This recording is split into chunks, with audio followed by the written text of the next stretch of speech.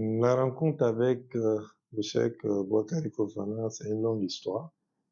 On va essayer de la résumer. 1982-83, je quitte San Pedro après ma troisième. Je me retrouve au lycée technique d'Abidjan et je découvre l'AMC. Et nous mettons la section de l'AMC au lycée. Puis bon, je me retrouve président de cette section. Et chaque année, nous avions l'habitude d'organiser ce qu'on appelait la semaine culturelle islamique au lycée. Et on invitait tout le monde. Et cette année-là, c'est l'imam Tidjanba, paix à son âme, qui devait faire la conférence d'ouverture. Et à la veille, l'imam Tidjanba tombe malade, il ne peut plus faire la conférence. Et on était sur le point d'annuler la semaine culturelle. Puis quelqu'un m'a dit, appelle le monsieur qui a Boaké. Cette époque, il était chef d'agence dans une banque de la place. Puis bon, j'ai appelé, c'était notre premier contact. Je le voyais à la télé, mais bon, on n'avait pas eu l'occasion, on n'avait jamais eu l'occasion de se rencontrer, de se parler. Et je lui pose mon problème. Il me dit, jeune homme, tu n'annules rien. Il prend sa voiture, il vient faire une conférence comme il a l'habitude, extraordinaire. Il sauve nos semaines culturelles. Et puis moi, je le regarde, je dis, il faut que je ressemble à ce monsieur. Voilà comment nous nous sommes rencontrés. Et longtemps après, lui, il me dit que ce jour-là, c'est un garçon à suivre. Et nous avons cheminé pendant 37 ans ensemble, et à son âme. Voilà comment nous nous sommes rencontrés. Le cheikh Boakari Fofana était un père pour moi. Je pense que sa fille Fatih peut le témoigner. Lorsque je prenais mes vacances, j'allais d'abord à Boaké et lui me donnait le transport, il m'aidait d'aller voir mes parents d'abord à San Pedro avant de revenir. J'ai passé toutes mes vacances avec lui. Donc, les qualités du cheikh sont énormes. Et je n'ai pas peur, je n'ai pas honte de le dire. Il m'a fabriqué. Il m'a donné ce que mon père ne m'a pas donné parce que mon père ne l'avait pas. Pour moi, c'est une chance de l'avoir rencontré. Si je suis aujourd'hui ce que je suis, c'est grâce à lui. Il m'a appris à vivre dans une communauté, à vivre parmi les gens, à être utile. Il m'a appris à me battre dans la vie. Parce que j'étais un peu particulier pour lui. Ce qu'il acceptait pour les autres de ma génération, il ne l'a jamais accepté pour moi. J'avais pas droit à l'erreur. Lorsque je me trompais, il devenait pratiquement fou. Et je pense qu'aujourd'hui, je récolte les bénéfices parce que ce sont ces enseignements-là qui me permettent d'aller partout. C'est grâce à ces enseignements-là aujourd'hui que malgré le fait que j'ai pas fait d'études islamiques approfondies, je ne parle pas l'arabe, et je me retrouve quand même directeur de cabinet du premier responsable de la communauté musulmane. Le cheikh n'avait pas de vie privée, n'avait pas de vie de famille. Il a sacrifié sa famille, il a sacrifié sa vie privée. Tout ce qui l'intéressait, c'est que la communauté musulmane et les musulmans puissent avoir un bon positionnement dans ce pays. Il est venu, après ses études en Égypte, dans un environnement difficile, où les musulmans n'étaient pas prévus. Donc il s'est battu pour pouvoir mettre les musulmans à ce niveau-là aujourd'hui. Et nous qui sommes aujourd'hui ses héritiers, on s'est rendu compte qu'il a mis la barre trop haute et c'est difficile de supporter. Mais il avait de la vision. Il a compris que une seule personne ne pouvait pas prendre son héritage. Donc il s'est attelé à former une équipe derrière lui. Et c'est cette équipe-là aujourd'hui qui prend le relais, qui essaie tant bien que mal de pouvoir mériter cet héritage et puis d'aller de l'avant. La particularité du chef, c'est que chacun de nous avait l'impression qu'il était le plus proche.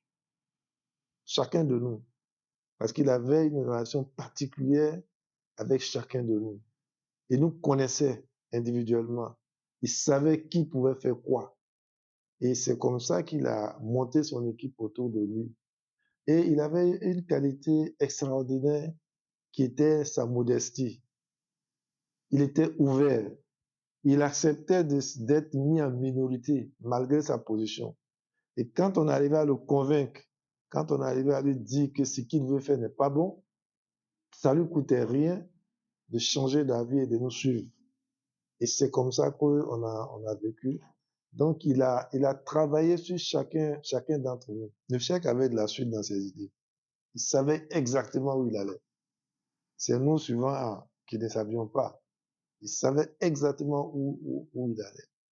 Et souvent, devant certaines situations, il prenait certaines décisions, il donnait certains conseils que c'est longtemps après que nous, on comprenait. Parce qu'il était en avance sur son époque et il avait surtout une bonne vision de ce qu'il voulait faire. Et il a compris une chose, qu'il fallait s'appuyer sur la jeunesse. Il a beaucoup travaillé sur l'AMC dans les écoles. Et ensuite, après l'AMC, il a travaillé beaucoup avec la GMCI, dont je suis le premier président. Et tout ça, il a compris que c'était la jeunesse. Parce que moi, après mon circuit, mon cursus à l'AMC, quand j'ai commencé à travailler, la GMCI s'est mise en place. Et moi, je me suis retrouvé le premier président. Donc, le chef avait l'occasion, à travers moi, de continuer son travail. Parce que l'AMC ne couvre pas toute la jeunesse. C'est la jeunesse estudiantine. Et la GMCI venait compléter avec les jeunes dans le quartier des écoles et tout. Et c'est comme ça que nous avons travaillé. Le chef Boakari Fofana est pour nous l'architecte. Tout ce qu'on voit aujourd'hui, c'est lui qui l'a mis en place. En termes d'organisation, d'infrastructure. Le siège dans lequel moi je me trouve avec un bureau aujourd'hui, c'est sa conception. Il a vu grand. Et le siège aujourd'hui, tous ceux qui viennent ici, les ambassadeurs, les ministres et tout, quand ils viennent ici, ils ont un autre regard sur le possible. Malheureusement, Dieu n'a pas voulu qu'il voie tout ça. Même son bureau qui était en construction, il n'a même pas pu voir. Il est parti, mais on espère, on souhaite que tout ça soit pour lui une bénédiction dans sa tombe. Je n'ai jamais vu quelqu'un d'aussi résilient que lui. Je n'ai jamais vu quelqu'un d'aussi résilient. Il a reçu tous les coups, tout ce que vous pouvez imaginer comme trahison, comme mysticisme pour le combattre. Il a tout suivi.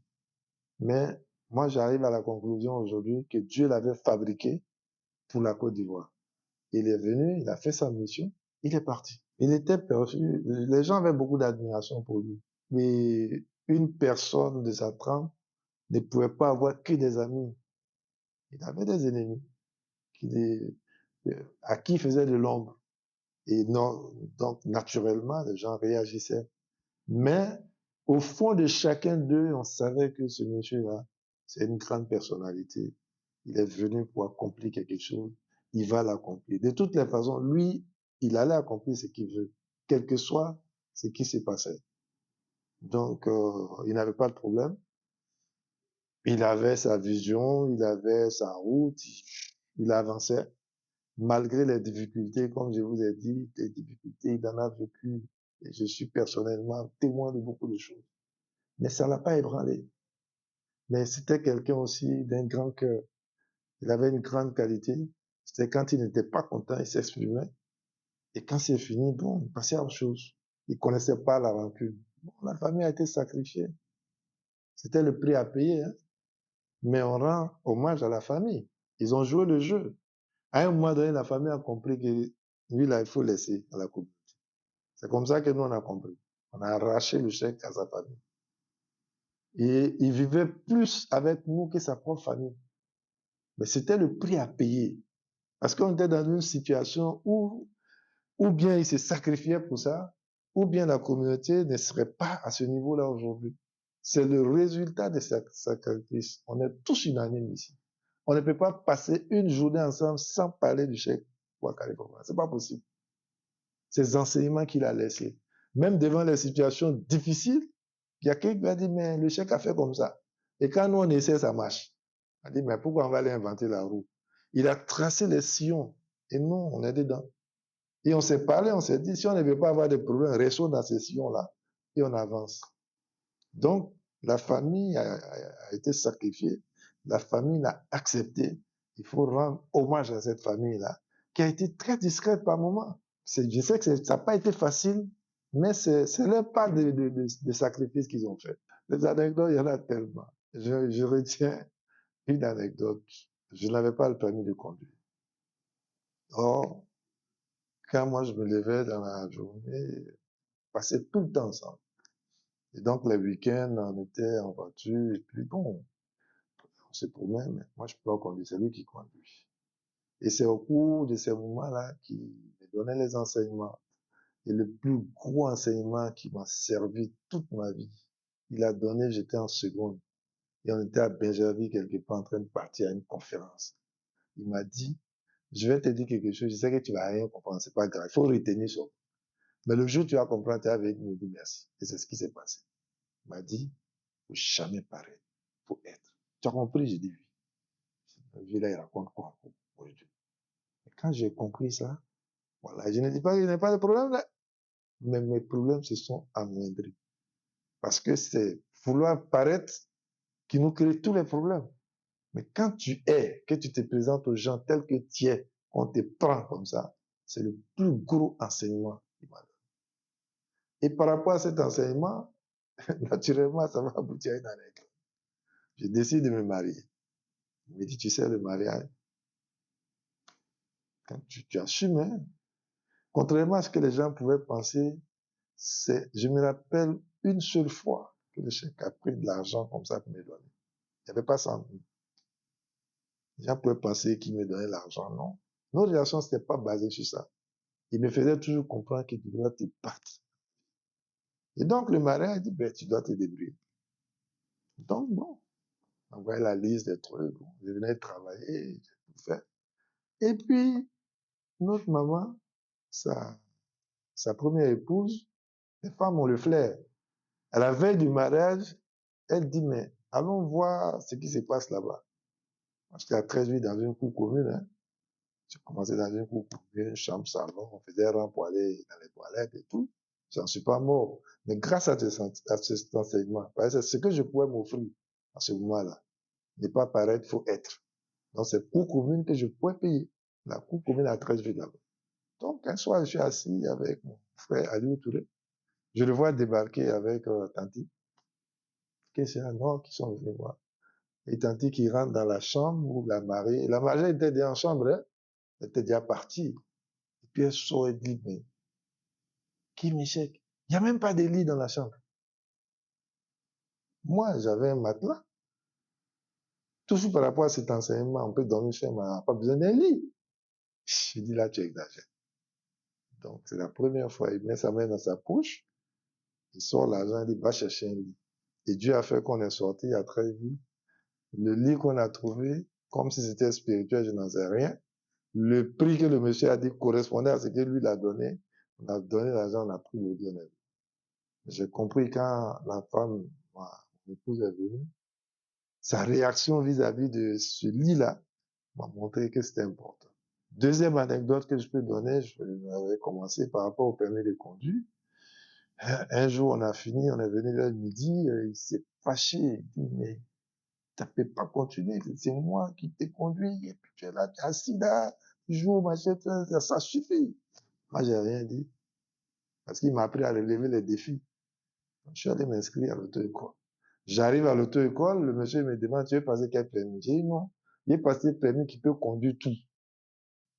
Il dit, tu es du là, il dit oui. Parce que moi, j'avais ma petite idée dans la tête. Bon, si ça chauffe un jour, je peux plus être un baka, un petit frère peut être balanceur. Au moins, on ne va pas mourir de faim. Que d'aller passer un permis B qui ne peut pas conduire. Donc, hors le permis, toute catégorie, il faut monter dans les peines, il faut s'asseoir derrière la peine. Il pleuvait, il y a le soleil, j'ai failli abandonner. Mais comme il m'a lancé le défi, j'ai dit, non, ça, je me suis débrouillé, j'ai eu mon permis. Quand je suis venu aussi, un jour, j'ai jeté le permis sur lui. Parce que quand on était deux, il n'y avait pas de barrière. Je dis, bon, voilà ton permis. Avoir le permis est une chose, il faut avoir la main. Donc, à Abidjan, il me donnait la voiture, je le conduisais. Et puis, une fois, il devait aller faire ses conférences à l'intérieur, comme il avait l'habitude, on devait aller à Gaïwa. On arrête tout. C'est moi qui devais conduire. Père à son âme, Moussa Touré était là, on était trois, on a calé le voyage. Moi, je vais rentrer chez moi tout content. Demain, vraiment, c'est la première fois que je vais conduire à l'extérieur d'Abidjan et tout. Quand je donne de Moussa Touré, il dit, mais tu vas donner la voiture à ce gars-là pour nous conduire à Gaïwa. Donc, le chèque se rend compte qui est, bon, moi je reviens, il dit non, c'est-à-dire que quand j'ai compris qu'il ne voulait pas me donner, je les ai mis mal à l'aise. Ils vont dans ce cas, moi je vais. Comme il m'aimait, à son compte défendant, ils m'ont donné la voiture. D'Abidjan qu'à Gaïwa, personne n'a parlé dans la voiture. Mais au moins, j'ai réussi à conduire. Mais ça a été salutaire parce que la deuxième sortie, c'était sur Bondoukou. Bon, ça, ils m'ont même pas proposé de conduire, mais je vais aller avec eux. C'était Moussa Touré qui était le chauffeur. Moi, j'étais assis à côté de lui. L'ambassadeur Abdoukarim Sissé, ambassadeur du Qatar actuel, était derrière avec le chef. On arrive à Bondoukou sans problème. Moussa pique une crise. Il ne peut plus conduire. Moi, je le regarde. On dit, bon, Abdoukarim n'a qu'à prendre la voiture. Parce qu'il avait sa Mercedes verte, elle était très puissante. Abdoukarim savait conduire, mais il n'avait pas l'habitude de la voiture. Donc, lui, il prend l'affaire, il nous fait une sortie de route. Donc, à leur corps défendant, il me regarde, on se regarde. Il dit, bon, il faut prendre. On devait aller à Mans, chez Tessibri, le pharmacien, et revenir. Moi, j'ai conduit jusqu'à Mans, on est revenu. Au corridor, ils m'ont applaudi. Et c'est depuis ce jour, le chef n'acceptait jamais que quelqu'un le conduise jusqu'à ce que la communauté lui donne son chauffeur. C'est moi qui le conduisais partout en Côte d'Ivoire, on allait au dîner partout. Donc ça, nos relations étaient très fortes. Nos relations étaient basées sur la spiritualité. Lui, il devait me préparer spirituellement. Moi, je devais l'aider à réaliser sa mission. Je pense que chacun de nous a fait sa part. Il n'a fait que nous précéder. Et on prie Dieu qu'on aille continuer là-bas. Le chef avait sa vision. Il a tracé les sillons, comme j'ai dit. Mais c'est à nous maintenant d'améliorer. Chaque époque a ses réalités. Nous avons le devoir maintenant de mieux organiser ces structures. Et c'est ce que nous essayons de faire pour que ces structures puissent apporter beaucoup plus de choses à la communauté. Les conseils, ce sont les enseignements que moi j'ai reçus. À chaque fois que j'ai l'occasion de partager ça avec les plus jeunes, je n'hésite pas à le faire. Les conseils, comme je vous ai dit, jamais paraître, être. Ça évite d'avoir des problèmes. Les problèmes sont assis là-bas, vous regardez. C'est nous, on s'en va les chercher pour tout créer. Quand tu les laisses tranquilles là-bas, tu fais ta petite vie, tu avances. Je vais terminer par le dernier enseignement qu'il m'a donné. Et ça, on était à table. Il m'a demandé, pour toi, qui est le plus riche? Moi, je croyais que c'était par rapport au matériel. Il dit non. Il m'a expliqué ce qui était le vrai riche. Il m'a dit, le vrai riche, c'est celui qui arrive à se contenter de ce qu'il a, à construire sa vie autour des revenus qu'il a. Le vrai riche, c'est celui qui n'envie pas les autres, qui ne regarde pas dans l'assiette des autres, et qui arrive à se passer de ce que les gens ont entre les mains. Et quand tu as ces deux qualités-là, tu es véritablement riche. C'est la richesse, c'est pas celui qui accumule les milliards, mais c'est celui qui arrive à vivre tranquillement, sans gêner les autres, avec ce que Allah lui donne et qui se bat comme il peut pour avancer dans sa vie.